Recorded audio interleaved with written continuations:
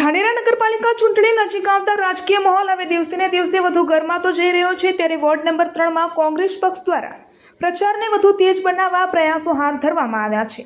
આજે કોંગ્રેસ પક્ષના ઉમેદવાર સલીમભાઈ એલ મલિકના નિવાસસ્થાનેથી કાર્યકરો અને સમર્થકોની મહત્વપૂર્ણ મીટિંગ યોજાઈ હતી। આ મીટિંગમાં કોંગ્રેસના યુવા નેતા જિગ્નેશ મેવાણી ખાસ ઉપસ્થિત રહ્યા હતા, જેના કારણે સમગ્ર કાર્યક્રમમાં નવી ઉર્જા જોવા મળી હતી। આ મીટિંગ દરમિયાન જિગ્નેશ મેવાણીએ કોંગ્રેસના ઉમેદવારોને વ્યક્તિગત રીતે મળી ફૂલહાર સાથે વધાવી અભિનંદન પાઠવ્યા હતા અને કાર્યકર્તાઓનો ઉત્સાહ વધાર્યો હતો।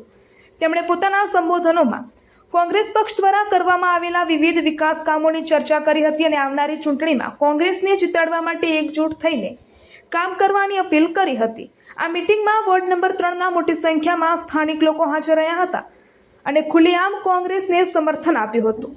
લોકોએ જણાવ્યું હતું કે અગાઉ પણ કોંગ્રેસ પક્ષ દ્વારા સારા કાર્યો કરવામાં આવ્યા છે અને આગળ પણ કોંગ્રેસ જીતશે તો વિકાસ કાર્યોને વધુ ગતિ પામશે એવી તેમની આશા છે। અહેવાલ હિતેશ સોલંકી, ધાનેરા।